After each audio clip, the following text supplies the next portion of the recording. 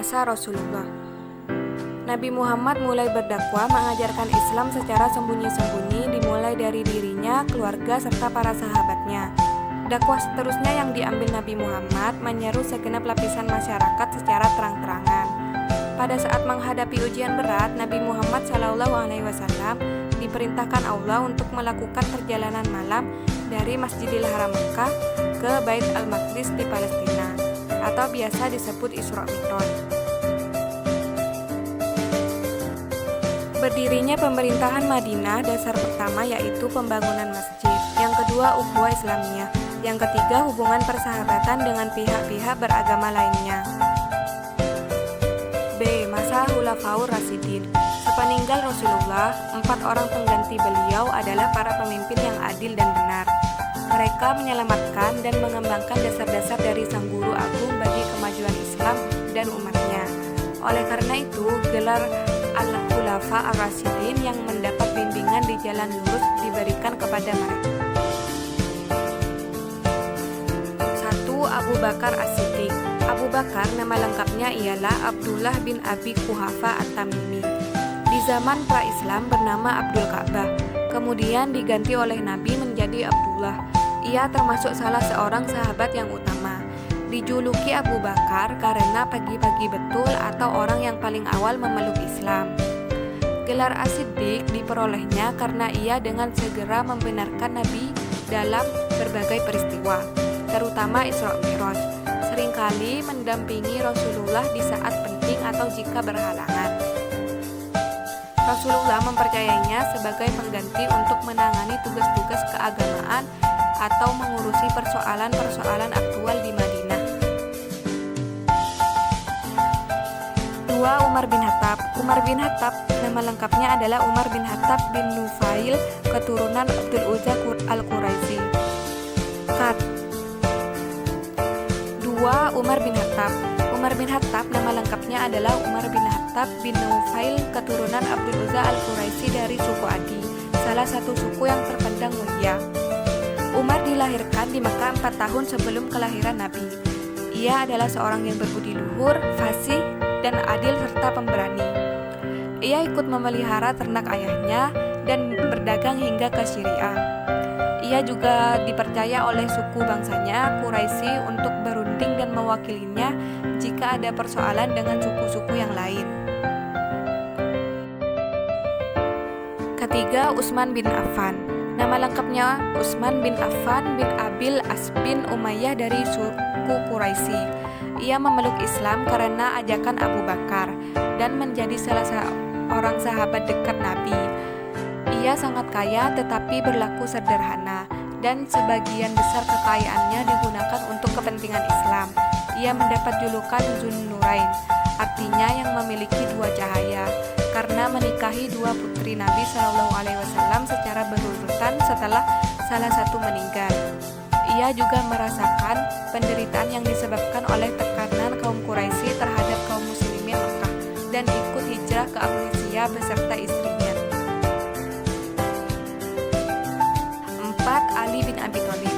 Ali adalah keponakan dari menantu Nabi, Ali putra Abi Thalib bin Abdul Muthalib. Ia sepupu Nabi yang telah ikut bersamanya sejak bahaya kelaparan mengancam kota Mekah. Demi untuk membantu keluarga pamannya yang mempunyai banyak putra, Abbas, paman Nabi yang lain membantu Abu Thalib dengan memelihara Ja'far, anak Abu Thalib yang lain. Ia telah masuk Islam pada usia sangat muda. Ketika menerima wahyu yang pertama, menurut Hasan Ibrahim, Hasan Ali berumur 13 tahun atau 9 tahun menurut Mahmud Nasir. Ia menemani Nabi dalam perjuangan menegakkan Islam, baik di Mekah maupun di Madinah.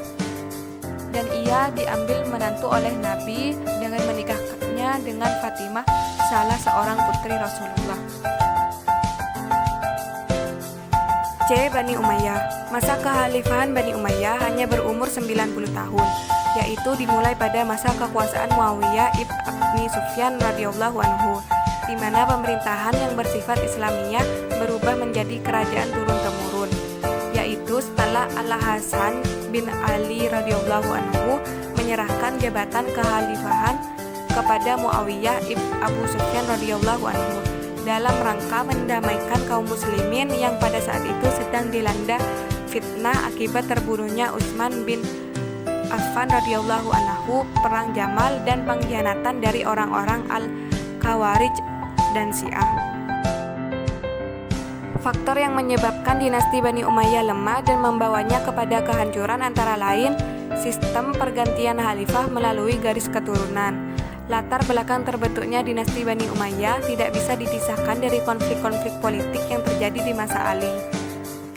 Pertentangan etnis antara suku Arabia Utara dan Arabia Selatan yang sudah ada sejak zaman sebelum Islam makin meruncing. Lemahnya pemerintahan Daulat Bani Umayyah juga disebabkan oleh sikap hidup mewah di lingkungan istana. Munculnya kekuatan baru yang dipelopori oleh keturunan Al-Abbas ibn Abdul Al-Muthalib.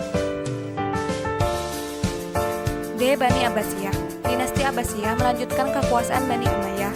Dinamakan Abbasiyah karena para pendiri dan penguasa dinasti ini adalah keturunan Al-Abbas, paman Nabi Muhammad. Dinasti Abbasiyah didirikan oleh Abdullah Al-Saffah bin Muhammad bin Ali bin Abdullah bin Al-Abbas.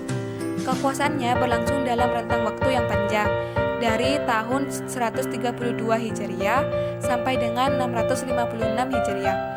Dalam dinasti ini berkuasa, pola pemerintah yang diterapkan berbeda-beda sesuai dengan perubahan politik, sosial, dan budaya. Pada masa pemerintahan dinasti Abbasiyah, umat Islam banyak mengalami kemajuan yang sangat pesat, di antaranya dalam bidang administrasi, agama, sosial, ilmu pengetahuan, dan pemerintahan. Turki Utsmani. Pendiri kerajaan ini bernama Utsmani, seorang bangsa Turki dari kabilah Oghuz. Ia menyatakan diri sebagai Padishah Al-Utsmani. Kerajaan Utsmani semakin memantapkan kedudukannya pada masa Sulaiman Al-Kanuni, sehingga pada masanya wilayah kekuasaan Utsmani mencakup Asia Kecil, Armenia, Irak, Syria, Hejaz, Yaman di Asia, Mesir, Libya, Tunis, dan Aljazair di Afrika. Untuk mengatur pemerintahan negara disusunlah sebuah kitab undang-undang yang diberi nama Multaka Al-Aqd yang menjadi pegangan hukum bagi kerajaan Utsmani sampai datangnya reformasi pada abad ke-19. Dalam pembangunan, Turki Utsmani ini lebih memfokuskan kepada bidang politik, yaitu memperluas daerahnya, kemiliteran, membentuk pasukan, dan perkembangan arsitektur yang itu membangun rumah sakit, sekolah, villa, makam, jembatan, dan masjid-masjid. Selama kurang lebih 9 abad, kerajaan Utsmani berdiri, tetapi kemudian hancur juga disebabkan oleh beberapa faktor, yaitu budaya bungil, pemberontakan tentara, kemerosotan ekonomi, terlalu luasnya wilayah, dan kelemahan kekuasaan sepeninggalnya Sulaiman Al-Kanuni. Dinasti Mughal.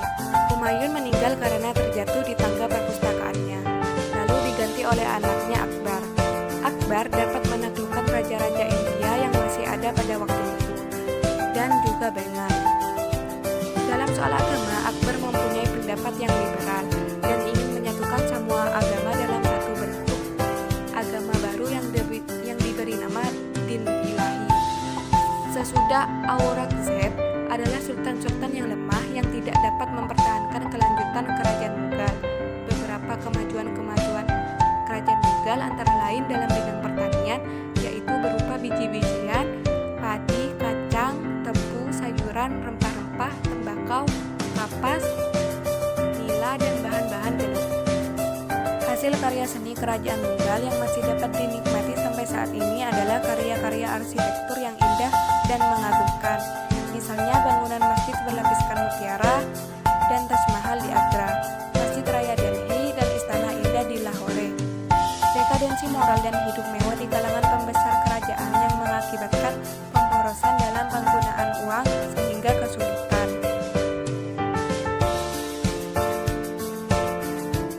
Dinasti Safawiyah. Kepemimpinan Safawi silih berganti dan semakin eksis sebagai gerakan politik yang didukung oleh pasukan tentara yang kuat yang diberi nama Hizilbas pada masa kepemimpinan Ismail. Ilmuwan Safawi bukan hanya di bidang politik saja, tetapi juga dalam bidang ilmu pengetahuan. Pada masanya lahir beberapa ilmuwan antara lain Bahauddin Al-Syaraji, generalis ilmu pengetahuan, Sadaruddin Al-Syaraji, seorang filosofi, dan Muhammad Baqir